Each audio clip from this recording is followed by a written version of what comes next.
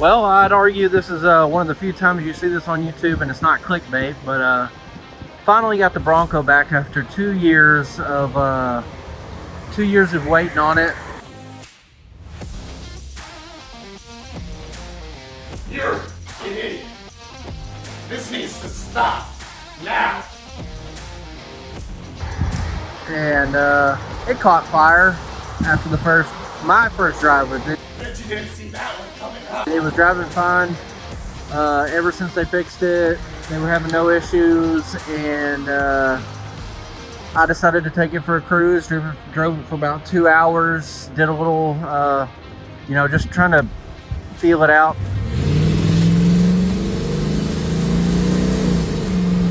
Find some trails and just make sure it was driving right. Doing all good.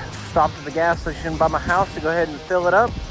It wouldn't crank over after I put gas in it, and I tried twice, and it was just, it was like sluggish, like, and so I didn't want to keep trying, so I let it do that twice, took the key out, and before I could get the hood open, I see smoke just pouring out, and when I pulled the hood open, there was a fire about right here. So went ahead to get my phone out to record whatever was about to happen, and that's where this clip comes in.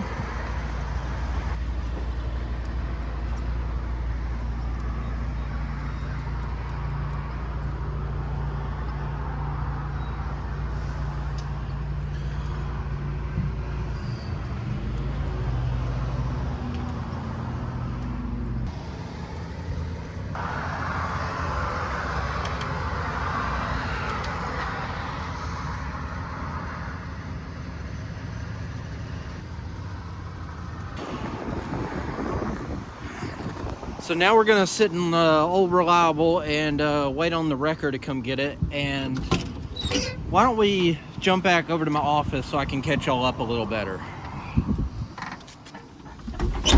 So the last time, a year ago, when we talked about the Bronco, it was having electrical issues and an issue with the transmission where it would seem to not want to shift, or then you would get to a certain speed and it would shift back and forth. All kinds of issues. It would die when you would come to a stop. After you would hit highway speeds once, it would die every time you came to a stop. I did a few things and then sent it back to CW Motorsports because it was way above my knowledge. If there's anything I can kind of like start taking some screws apart and kind of figure it out, I'm good. But once you get to the electrical stuff, I'm out. The idling issues seem to maybe be a vacuum line, just a mess of issues.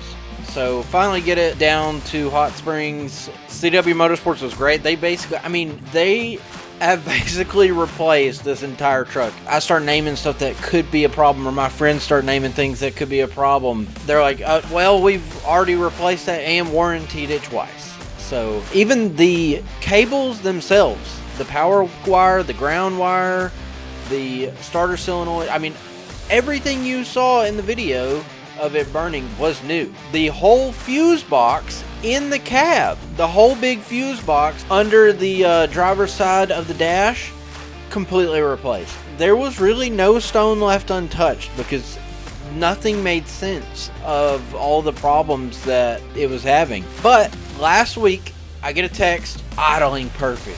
It's shifting perfect. I'm getting videos. They've taken it on several drives and it's driving great. It's doing awesome. So I had a buddy that was going to be up here anyway, so had him bring me the vehicle. As soon as I jump in it, struggle to crank over, but a few seconds and it cranks over. But I figured that could just be an issue with the starter, and it fired up and it drove great home, so I didn't think anything of it. So the next morning, I decided I wanted to take it for a drive, see for myself exactly how good it was running, and like a normal vehicle, I took it on trails, I took it on interstate, and as good as any vehicle can run, it was doing it. I drove it for about 2 hours, and then, I think you know the rest from here. So the really weird part about this is the solenoid is new, the battery is new, the alternator is new, the ground terminal is new, the power wire is new, the power wire to the solenoid I'm pretty sure is new.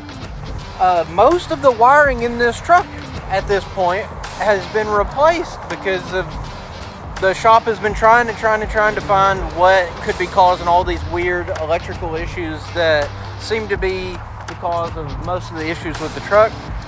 And so I really don't know what could have happened to cause that, and why it didn't just end here at the solenoid. Why did the fire, or why did the melting go all the way through to the ground? I feel like I can hear my S10 just laughing away.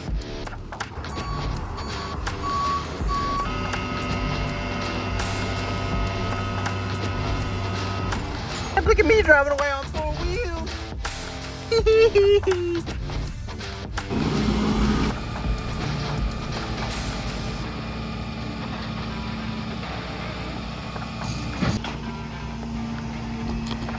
As amazing as CW Motorsports is, as soon as I texted him, he said, just get it home, and then he's going to figure out how to come get it and get it back going. And at this point, and with my level of stubbornness, I don't care if I have to be buried in this stupid truck.